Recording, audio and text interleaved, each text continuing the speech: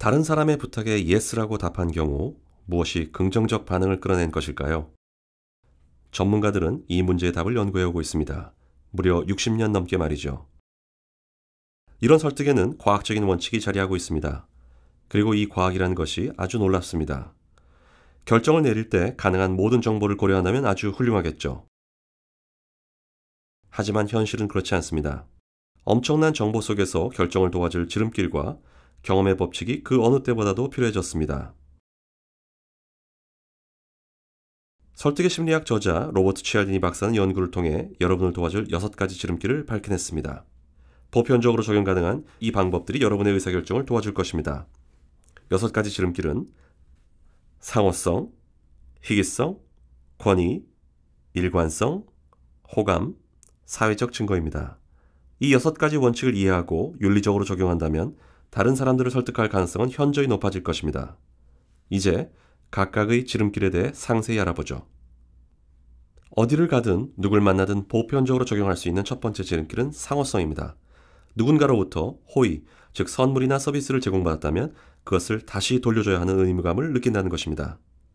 친구의 파티에 초대를 받았다면 여러분이 파티를 열 때 그 친구를 초대해야 할 의무를 느끼게 되는 것이죠. 마찬가지로 동료가 호의를 베풀었다면 여러분은 동료에게 호의 한 건을 빚지게 되는 겁니다. 사회적 의무라는 맥락에서 보면 자신이 빚진 사람에게 yes라고 답할 가능성이 커지게 됩니다. 이 상호성의 원칙은 레스토랑 연구에서도 잘 나타나는데요. 레스토랑에 갔을 때 웨이터가 작은 선물을 줄 때가 있을 겁니다. 아마도 계산서를 가져왔을 때쯤이겠죠. 음료나 쿠키 아니면 사탕 하나였을 수 있습니다. 여기서 질문 하나 드리죠. 사탕 하나가 여러분이 남길 팁에 영향력을 행사할 수 있을까요? 설마 라고 생각할지 모르지만 바로 그 사탕 하나가 아주 놀랄 만한 차이를 가져옵니다. 식사 후 손님 가까이에게 사탕 하나씩을 주었을 경우 팁이 3% 정도 상승하는 것으로 나타났습니다. 재미난 것은 선물이 2배가 되면, 즉 사탕을 2개씩 준다고 해서 팁이 2배로 뛰지 않았다는 것입니다. 무려 4배 이상 14%나 올라갔습니다. 더 재미있는 사실이 있습니다. 웨이터가 처음에는 사탕을 하나씩 주고 테이블을 떠나다가 갑자기 멈춥니다. 다시 테이블로 돌아와서는 정말 좋은 분들이신 것 같은데 제가 특별히 사탕 하나 더 드리고 싶습니다. 하고 말합니다. 이때 팁은 놀라지 마십시오. 23%까지 올라갑니다. 여기서 주목할 점은 무엇을 주느냐가 아니라 어떻게 주느냐라는 것입니다. 상호성 원칙의 핵심은 먼저 주라는 것입니다. 이때 개인의 취향을 맞추고 예상치 못한 것을 주는 것이 중요합니다. 두 번째 보편적인 설득의 원칙은 희귀성입니다. 쉽게 말해 사람들은 갖기 힘든 것을 더 갖고 싶어 한다는 것이죠. 2003년 브리티시 항공사는 런던 뉴욕 간 콩코드 여객기 운항을 중단하겠다고 밝혔습니다. 돈이 안 되기 때문이었습니다. 그런데 바로 그 다음 날 이 콩코드 노선 매출이 폭발적으로 증가했습니다. 여기서 콩코드 여객기 자체에는 아무런 변화가 없다는 점을 기억하셔야 합니다. 더 빨리 나는 것도 아니고 서비스가 갑자기 좋아진 것도 아니고 티켓이 싸진 것도 아니었습니다. 단순히 이 여객기가 갑자기 희귀해졌기 때문입니다. 따라서 사람들이 더 원하게 된 것이었죠. 희귀성의 원칙을 사용할 때 한 가지 더 기억할 것이 있습니다. 누군가에게 상품과 서비스를 제안할 때 상대방이 얻게 되는 것만 이야기해서는 부족합니다. 그 제안이 지닌 독특한 점뿐만 아니라 제안을 받아들이지 않을 경우 입게 될 손실이 무엇인지 알려주어야 합니다. 세 번째 설득의 원칙은 권위입니다. 불확실한 상황에서 사람들은 신뢰할 수 있는 전문가의 의견을 따르게 됩니다. 환자들이 물리치료사가 권장하는 운동을 더 잘 따르게 하려면 어떤 방법이 있을까요? 치료실에 자격증이나 면허증을 걸어놓으면 더 효과적이죠. 기계 대신 관리인이 직접 주차요금을 받을 때 평상복을 입은 사람이 요청할 때보다 제복을 입은 사람이 요청할 때 더 선선히 지불하는 것도 바로 이런 원칙 때문입니다. 여기서 중요한 것은 설득을 시도하기 전에 여러분이 신뢰할 만한 전문가라는 신호를 보내라는 것입니다. 물론 여기에도 문제는 있을 수 있습니다. 즉 자신이 얼마나 똑똑한 사람인지 잠재 고객들에게 스스로 떠들고 다닐 수는 없다는 것이죠. 이럴 때는 자신의 똑똑함을 대신 알려줄 제3자를 만들면 됩니다. 과학적 연구 결과에 따르면 소개하는 사람이 여러분을 잘 알지 못하고 긍정적 소개를 해줘서 득을 보는 경우에도 건의의 원칙은 작동합니다. 한 부동산 중개업체는 약간의 변화를 통해 부동산 감정 건수뿐 아니라 계약 건수도 늘릴 수 있었는데요. 비법은 바로 고객 문의에 대한 리셉션의 응대 방식이었습니다. 즉, 리셉션에서 직원들의 전문성에 대해 먼저 언급하고 나서 담당 직원에게 전화를 연결했던 것입니다. 예를 들어 고객이 임대건으로 문의를 하면 샌드라 씨가 임대 분야 경력이 15년 넘으니 잘 도와줄 것입니다. 연결해 드릴게요. 라고 합니다. 또 부동산 매매건으로 문의하면 세일스 팀장 피터와 말씀 나눠보시죠. 20년 넘게 매매를 담당했거든요. 전화 돌려드리겠습니다. 라고 응대하는 식이죠. 이렇게 전문성을 언급하는 응대 방식으로 고객 면담 건수는 20% 상승했고 계약 건수도 15%나 증가했습니다. 이 정도면 설득의 과학을 활용한 작은 변화치고는 결과가 나쁘지 않죠? 더군다나 이러한 변화는 윤리적이고 비용도 전혀 들지 않습니다. 다음 원칙은 일관성입니다. 사람들은 자신이 과거 했던 발언이나 행동과 일치된 모습을 보이려는 속성이 있습니다. 일관성의 원칙이 효과가 있으려면 설득 이전에 상대방을 작게라도 개입시키는 요소가 있어야 합니다. 전문가들이 실행한 한 유명한 연구를 살펴보죠. 한 동네에서 소수의 사람들만이 집 앞마당에 보기 흉한 안전운전 캠페인 표지판 설치에 동의했습니다. 하지만 인근 동네에서는 무려 4배나 많은 주민들이 이 흉한 표지판을 세운 데 동의한 것이죠. 비결이 뭐냐고요? 바로 열흘 전에 주민들이 집 앞 유리창에 작은 안전운전 캠페인 지지카드를 붙이는 데 동의했기 때문입니다.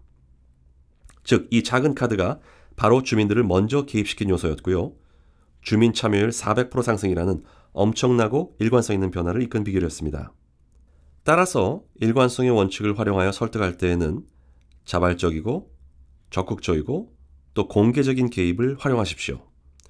이런 개입 요소를 서면으로 쓰게 할 수 있다면 더 훌륭합니다. 최근 한 연구에서는 병원 예약 시간을 지키지 않은 환자 비율이 18% 감소했습니다. 이는 예약 카드의 병원 직원이 아닌 환자가 직접 예약 시간을 적도록 했기 때문입니다. 5번째는 호감입니다. 즉, 사람들은 자신이 호감을 갖고 있는 이에게 yes라고 답할 확률이 커진다는 것이죠. 어떻게 하면 다른 사람이 나에게 호감을 갖도록 할 수 있을까요?